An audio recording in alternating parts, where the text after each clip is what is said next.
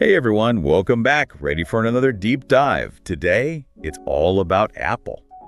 Specifically, their, shall we say, unique approach to innovation. Yeah, unique is one way to put it. Some might even call it, well, a little stubborn. Stubborn, innovative. Yeah. It's all a matter of perspective, right? Yeah. And to get some different perspectives on that, we've got two really interesting sources to dig into today. Absolutely. One is this piece that looks back at some of Apple's most, shall we say, divisive design choices. You know, the ones that had people pulling their hair out. Oh, yeah, the ones that had everyone say, what are they thinking? Exactly. Like, remember the whole headphone jack fiasco? Yes. The headphone jack, a classic example of Apple marching to the beat of their own drum. And then there's this other article about the iPhone 16, focusing specifically on the new Apple Intelligence features. Which, from what I've read, seem to be getting a bit of a mixed reaction. To put it mildly, some people are saying the AI just isn't quite there yet. You know, like it's not as seamless or intuitive as you'd expect from Apple. Well, that's what's so interesting about these two sources. Even though they're talking about different time periods, they both highlight this consistent theme with Apple. You mean their unwavering commitment to their own vision? Exactly. Yeah. Even if it means pushing against industry norms or sometimes even user expectations. Okay, so let's start with that first piece, Apple's history of controversial choices. Yes. The moments where Apple seemed to be, shall we say, deliberately provoking a reaction. I mean, some of these decisions really felt like they were trolling us, right? Like, seriously. Well, let's not forget, trolling usually implies a bit of humor, and I'm not sure that's ever been Apple's strong suit. Fair enough. But seriously, think about it. The removal of the headphone jack.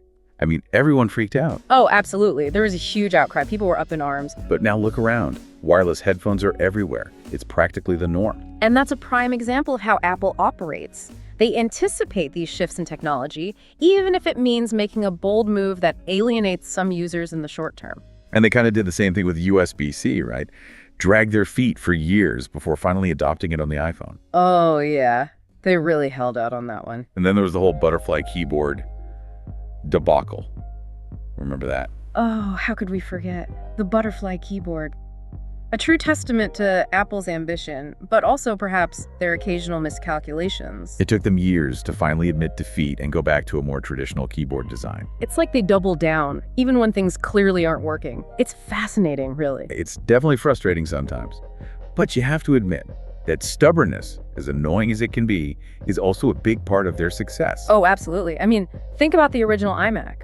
No floppy drive. It was a radical move at the time. Right. Everyone thought they were crazy. Like, how are we supposed to save our files? But that decision forced the industry to move forward, to embrace newer technologies, USB drives, cloud storage, all that. It's like they have this unwavering belief in their vision, even when everyone else is skeptical. And sometimes it really pays off. It's a calculated risk for sure.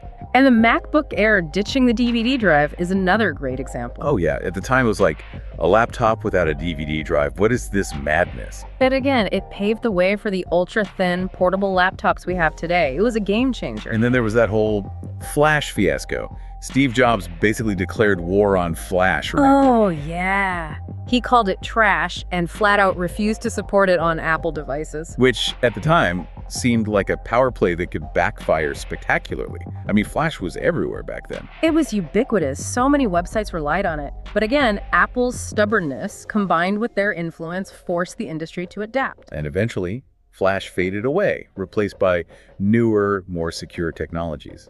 It's almost poetic when you think about it. It's definitely a recurring pattern with Apple. And we can't forget about the original iPhone, right? Launching a touchscreen phone with no physical keyboard. That was revolutionary in 2007. Completely revolutionary. Everyone was so used to those clunky buttons. But Apple bet big on the intuitive nature of touchscreens. And, well, they were right. The iPhone changed the way we interact with technology forever. I mean, it's hard to imagine going back to those old phones now. Right. It's like trying to go back to a rotary phone after you've used a smartphone. It makes sense. So all these examples really illustrate how Apple's willingness to break from convention, to challenge the status quo, has often driven innovation across the tech industry. They push the boundaries, even if it means ruffling some feathers along the way. They definitely don't shy away from a challenge. But that brings us to the iPhone 16 and Apple Intelligence. where it seems like maybe, just maybe, that stubbornness might be working against them this time. Yeah, the article we mentioned definitely paints a picture of some AI features that aren't quite living up to the hype. It's like they're trying to force a square peg into a round hole, trying to integrate AI in a way that just doesn't feel natural. Yeah, the examples in the article are pretty rough, like those notification summaries that completely miss the point of the original messages. Right. And that text rewriting tool that makes everything sound so stiff and corporate. It's almost as if they rush these features to market just to keep up with Google and Samsung, who are making big strides in AI. But in doing so, maybe they sacrifice some of that signature Apple polish. That's a really interesting point.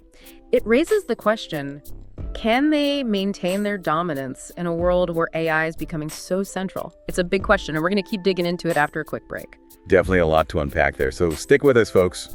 So, before we get too deep into the whole iPhone 16 AI situation, I think it's worth circling back to something you mentioned earlier. You mean Apple's tendency to, how did I put it? Oh yeah, double down on decisions. Yeah. Even when they're facing a ton of criticism. Yeah, exactly. Like, they really dig their heels in sometimes. The butterfly keyboard is a perfect example, right? They stuck with that design for years, despite all the complaints about reliability issues. Oh yeah, for sure. And it's not just hardware either, right? Remember when they refused to allow third-party apps on the iPhone? Like, it was a completely walled garden. Oh, absolutely. A lot of developers felt like they were being stifled, that Apple was holding them back. Yeah, and they eventually opened up the App Store. But that initial resistance, that really says a lot about their desire for control, don't you think? Totally. Apple has always wanted to curate the entire user experience, the hardware, the software, the apps, everything. And to be fair, that control has its benefits. Think about how seamlessly Apple devices work together. AirDrop, iCloud, handoff, it all just flows. Right. It's a tightly integrated ecosystem. And for a lot of users, that's a huge selling point.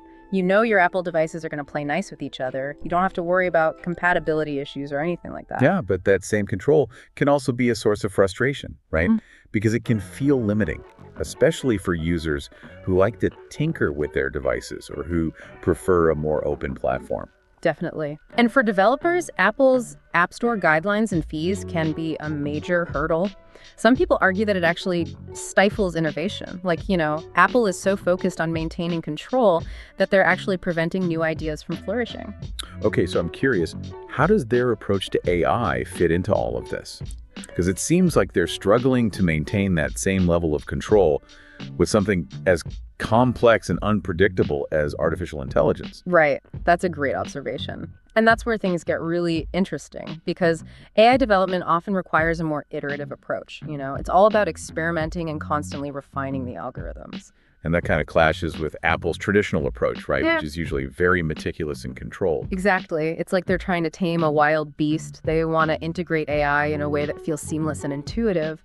But AI, by its very nature, is messy and unpredictable.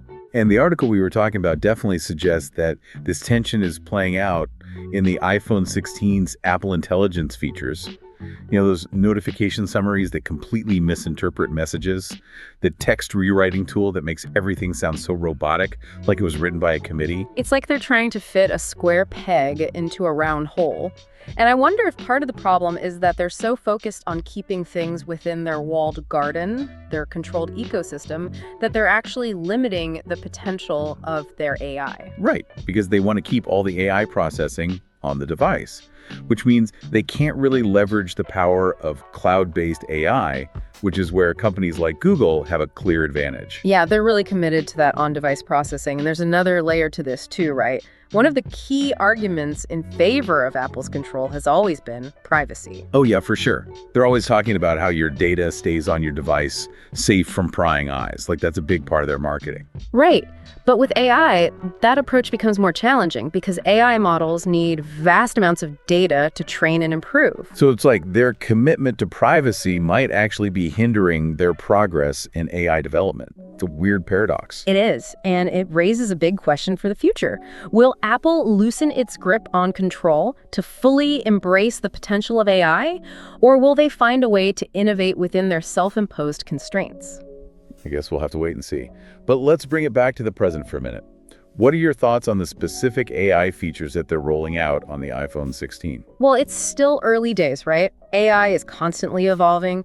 What seems clunky and limited today could be incredibly sophisticated and seamless tomorrow, so I don't think we should write off Apple Intelligence just yet. So you're saying there's still hope? Oh yeah, definitely. But I think it's fair to say that these initial offerings feel more like a tentative step into the world of AI than a giant leap forward. So maybe this is just the beginning. Right. And perhaps that's to be expected because Apple has always been very deliberate in its approach to new technologies. They like to wait until they feel a technology is truly mature before fully integrating it into their products. Okay, but with AI, that wait-and-see approach might be risky, right? Because the field is moving so quickly. Totally. And competitors are making some serious progress. Google, Microsoft, they're not standing still. So it's a high-stakes game, and Apple can't afford to fall behind. Definitely not. And that brings us back to the core tension we've been talking about. Can Apple's stubborn commitment to control coexist with the demands of a rapidly evolving AI landscape? It's a question that only time will answer.